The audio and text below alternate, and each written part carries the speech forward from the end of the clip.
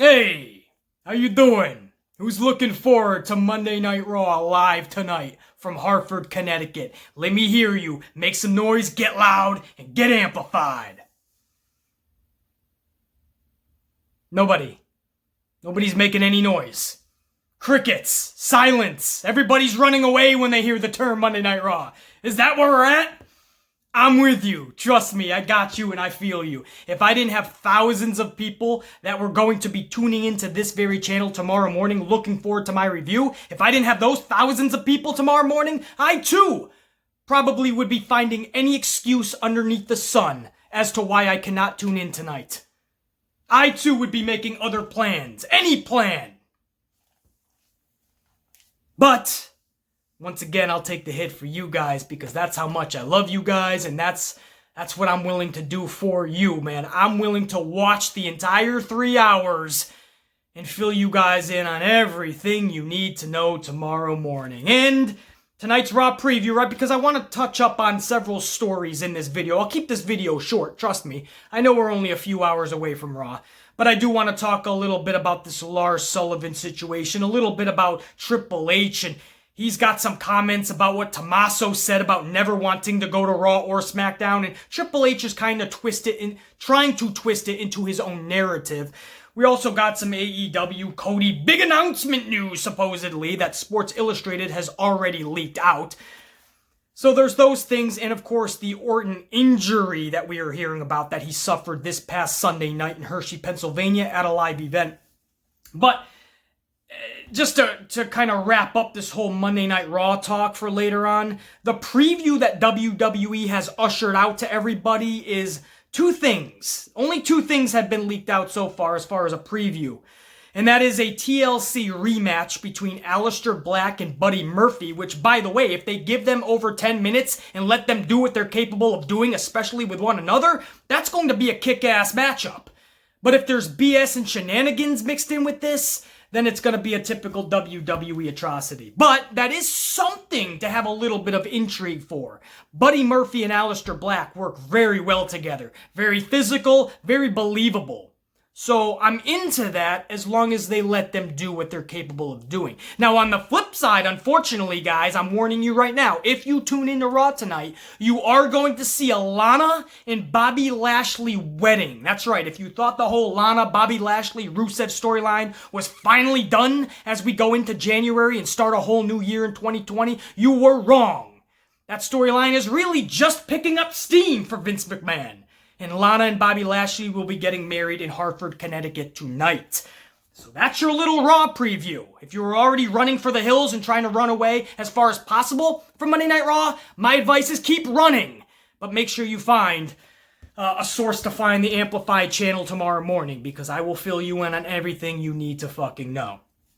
Now, I did aforemention the Randy Orton injury that we believe he sustained to his leg Sunday night in Hershey, Pennsylvania, and that was in a matchup with AJ Styles. Middle of this thing, the match just got shut down. Medical staff had to evaluate Orton. They came to the conclusion, Orton came to his own conclusion when he tried to stand back up and couldn't even put weight on his leg, crumbled back to the mat. Medical staff then had to usher Orton to the back, and the matchup was just stopped. So that leads anybody with a brain in their noggin to understand that he's injured, right? I mean, why would that be a storyline? You're going to deprive Hershey, Pennsylvania, one of the only matches that they probably paid their money to get a ticket for? Orton and Styles was probably one of the only matches for Hershey, Pennsylvania to look forward to. And you're going to stop it for what? What type of storyline could come from this? Wouldn't you just rather have Hershey, Pennsylvania get the entire match and then afterwards the OC jumps Orton, gives him a bad wheel, and there's your story? So I refuse to believe that WWE has stooped to that level of stupidity that they're going to make a storyline by depriving their live event audience. Hopefully that makes sense. So this seems 100% legit, or for WWE's sake, it damn well better be. Because again, if not, if this was just a storyline, that's stupidity to a whole nother level. But for Orton, you know, you're not wishing somebody's fucking injured, trust me, and hopefully it is nothing serious. But I just refuse to believe that that's how they would book that match. Hey, we can start a storyline if a couple minutes into this thing I just crumble to the mat and fake a leg injury.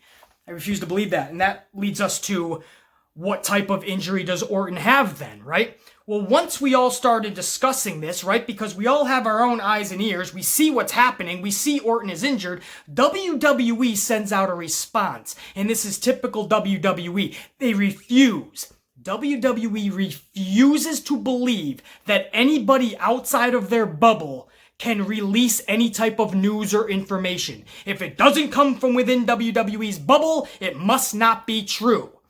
And that's absolute BS. We have our own eyes and ears. We see the dude's injured.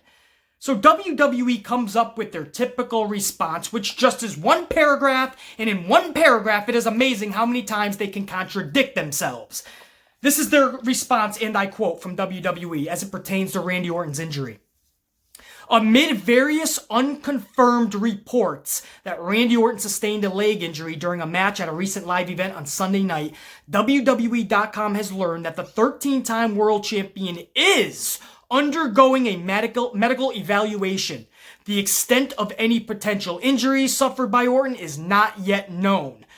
So why do we have to play this game with you, WWE? Why do we have to play this runaround game? Why do you have to start your response off by throwing some passive-aggressive shade at everybody that was already saying the dude is injured? Of course we don't know the extent. That's what we're waiting for you dipshits to unleash for us.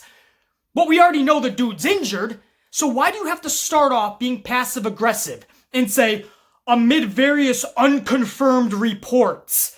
But then a sentence later, you literally admit that the 13-time world champion, according to your words, is undergoing a medical evaluation. So you're basically starting your paragraph off with, nobody knows what they're talking about, we'll tell you when we know something, and then a sentence later, you're literally admitting, yes, he's injured, he's being evaluated as we speak. So why you even gotta start off being passive-aggressively stupid, dude? You're a billion-dollar company. Handle yourselves better. Unfucking real. So we'll see the extent of this injury, obviously. It doesn't sound like it's something too severe, though, because wouldn't they already know what it is? So if this is just something that man, I've seen people finish matches, superstars finish matches with quad injuries that would make you turn away and just, be repulsed by. I mean, quads ripped off the bone. Tendons. Torn ligament. I mean, I've seen some serious shit, and these wrestlers have finished the matches. If Orton doesn't have anything too severe, this once again, unfortunately, and I like Orton, but this once again will start the question of, is Orton really tough enough? I mean, it seems there's so many incidences where Orton has kind of took the easy way out when he should have toughened it out and toughened up. I hope that makes sense. And I know you diehards who have been watching this product for the last couple of decades especially, you know what I'm talking about. This would be another spoke in that wheel. Again, we hope it's nothing too severe, but I'm also hoping he just, didn't get hurt a little bit, little banged up, and he's just I don't want to finish. So we do have to find out what it is. Usually when it's something very severe, like when I broke my ankle in football, for instance, I knew I broke my ankle, and everybody else knew I broke my ankle within 10 minutes. When I snapped my elbow in half, dislocated and fractured it during football. That was during a practice, not even a game. When I did that, I and everybody else knew exactly what happened within 15 minutes. So if it's something severe, we would have known. Leads me to believe maybe it's not. And if it is, again, this is WWE just trying to hold information back for no reason. If it's a torn ligament or something bad, tell people you knew Sunday night. And then Sunday night, you unleashed the statement. Monday morning, it is past Monday morning right now. You could have made a statement early this morning. Everybody knows, everybody's concerned, everybody just wants info, but instead, your only paragraph is, amid various unconfirmed reports, yeah, he's being medically evaluated. So what? What? Evaluated for what? Did the dude pull something off his fucking bone? Did he snap something in half? Let us know, dude. it's just one situation, guys. This isn't just this Orton situation. You can tell that I've just followed WWE's way of conducting their business for injuries especially, and it's so repulsing time after time. They don't have to be this way, but they refuse to just understand or like the concept of other people having information. And when other people start leaking out information, they totally withhold any information they have tenfold. And then it just becomes a fucking childish game. Can we please have the information now, WWE? Not yet. You're still in timeout. What? Anyway, we hope and wish nothing best for Orton, by the way, and it sucks for Hershey, Pennsylvania. That was probably, again, one of the only matches they were really looking forward to, and that got cut short. But if it's a serious injury, there's nothing Orton could have done. If it turns out not to be too serious, then yeah, Orton could have and should have toughened up. But regardless, if this ends up being storyline, that was the dumbest fucking thing you could have imagined. Really? You're gonna deprive Hershey, Pennsylvania, just a live event, they paid their hard-earned money, and you won't even conclude the match? You could have just had the OC jump in afterwards and take out one of his wheels, and there you have your storyline going forward. If you really need one of Orton's wheels to be out in your storyline, just do it that way. Common sense. Anyway, I do believe it's a real injury, though. We just don't know the extent because WWE refuses to fucking tell us. Go to AEW real quick. They have some news on, Cody was kind of, he was teasing another big announcement. Cody and AEW, they love teasing these big announcements. I use the term big loosely because they always turn out to be these little teeny weeny announcements, right? Things that really... they're not big at all. You didn't even need to make an announcement of it. You could have just said it minutes before it's actually happening. And we would have been like, oh, okay. But they prolong these big announcements and they always end up under-delivering. Well, this was another one of those. He was supposed to deliver this big announcement Wednesday on Dynamite. Sports Illustrated had already leaked it, though, because Cody gave them an interview, and I don't know if there was just miscommunication. Maybe Cody didn't think Sports Illustrated was going to put it out before Wednesday's Dynamite show. But apparently, Cody is going to have, this isn't apparently, Cody has come out and said this to Sports Illustrated, Cody will have a personal advisor and coach going forward in 2020, and that dude will be Arn Anderson. So again, it's information, but a big announcement? Far from it. Okay, you're going to be attached at the hip with Arn Anderson, just like Shawn Spears is with Tully Blanchard. I get it. It could be cool. It's nothing I need to see, but we'll see. But just please, in the future, AEW, everything doesn't have to be, nor is it, a big announcement.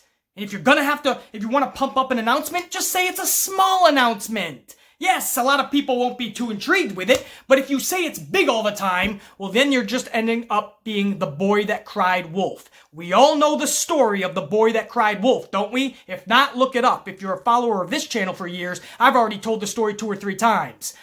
AEW is becoming the boy that cried wolf. Not everything's a big announcement. You're going to be with Arn Anderson as kind of a mentor, a coach, an advisor. Even if you came out and said he's going to be a manager, it's not that huge. You could have just told us on Dynamite a minute before you go out to the ring. Unreal, man. On to the other side of things, though, as we stick with the theme of people in charge. NXT, WWE, Triple H, right? He's one of the big honchos over there. Recently, Tommaso Ciampa has said that he never wants to go to Raw and SmackDown. He wants to stay on NXT. The rest of his career, he's fine being right there in NXT. That's Tommaso Ciampa's own words. And now Triple H was on one of these stupid little podcasts. Maybe it was Corey Graves' little one there. And Triple H is kind of doing a little damage control. He's kind of spinning the narrative. So Raw and SmackDown still seem to be prestigious. And he's saying that Tommaso probably just means that he doesn't know if he can handle it. He thinks about the Raw's grueling schedule and SmackDown and just the main roster's grueling schedule. And he doesn't think that Tommaso believes he can handle that, basically. So Tommaso is saying to himself, I got a good gig here, right here. And do I really want to leave my family for even more dates? And this, that, and the other thing. Where maybe Triple H, here's a crazy concept. Maybe Tommaso Ciampa just doesn't want to be diminished into irrelevancy like everybody else on the main roster. Maybe Tommaso doesn't want to suck. There's a crazy concept, Triple H. He doesn't want to jump into the pool of misery that is the main roster. So he wants to stay in NXT. I'm sure a lot of them do. You have people on that main roster who want to go back to NXT. Do you understand why, Triple H? It's not because they don't think they can contend with the grueling schedule. Have you followed Tommaso's career before he even got to NXT? He was doing grueling schedules. He was putting his body on the line time and time again, night after night. But this is Triple H trying to protect, obviously, the main roster, right? Oh, Tommaso just means he doesn't know if he can do that schedule. Please. Don't throw one of your talents under the bus because he's just being honest. He doesn't want to go to the main roster because the main roster is nothing but BS. Nonsensical trash to the highest degree. For the most part, anyway, that's the truth. You tell me differently. 2017, 2018, 2019, every year it just seems to get worse. Don't bullshit, don't spin narratives. You know, for the sheep, they're going to accept that. Wow, see, Triple H cleared it up. Tommaso just doesn't want to go to the main roster because he doesn't know if he can hack it. When the reality is, you got a big part of your audience that knows what the fuck they're talking about. That understands why people like Tommaso don't want to go to the main roster. And what you're trying to spin in your narrative, you're just coming out like a clown and a fool in the process. Let's go over to Lars. I mean, I wanted to make this a short little 20-minute video for you guys because I know Raw's coming up. But you know me, when I talk pro wrestling, man, sometimes it can go longer. This Lars Sullivan thing, I don't want to speak too long on this because I think that too many people in this world today like to kick somebody when they're down, you know? When somebody's being dragged, they want to join in with the crowd and drag some more, right? Nobody wants to stand on their own. Well, I don't like kicking people when they're down. I want to see people get better, trust me. But at times during my assessment of this Lars situation, at times in the next 5-ish minutes, this might seem harsh, but I'm just being real with you guys. But trust me, not kicking anyone while they're down. Hopefully this whole Lars thing clears itself up, and you know, you wish nothing but the best for Lars, man. But I made a video about this way back. I forgot how many months ago, but I already made a video about this, and I questioned if this Lars Sullivan WWE thing was ever supposed to be to begin with. Right? Was this ever meant to be? Because you look at this vicious triangle, right? You've heard of a vicious cycle, but I see a vicious triangle already forming for Lars, right? You started out with, before he even made his debut, the comments on the message boards and to do with race and the homophobic slurs and all of that stuff. That just started before he even debuted, the comments on the message board, and that questioned his character up front. Before he even debuted, his character was put in question. That's the top of the triangle. Then you go right before his debut and he gets the panic attacks, right? So they were going to put something really big on Lars. A big WrestleMania match with John Cena was being rumored. But he started having these panic attacks, right? There was these mental issues that were blocking him from actually showing up in WWE. So now, not only is his character in question, but now you're questioning his state of mind, right? His mental health now is in question. That's the second part of the triangle, right? So now we're about to go, so this is the triangle, boom, we went boom, and now we're going over to this way, and then he gets injured. So now his character is in question. He finally debuts after panic attacks and his mental health being in question. Then he debuts and he gets injured after just a few months. So now his physical health is now in question. So you have his character in question, his mental health in question, and his physical health in question. Boom, boom, boom, and now we complete the triangle. We just did a whole circle on the triangle, right? Every fucking point was hit, and we're back to the beginning with his character being in question yet again. Because now we have these videos coming out, and these photos coming out of Lars Sullivan apparently in these adult videos, and they were not heterosexual, I want to say. I mean, I don't know the best way to put it. I know there's different age ranges on, you know, watching the Amplified Man, so I don't want to go too far into detail with that type of stuff. There is adult videos that are basically taking the aforementioned from the very beginning, the comments that he put on the message boards, basically homophobic straight out.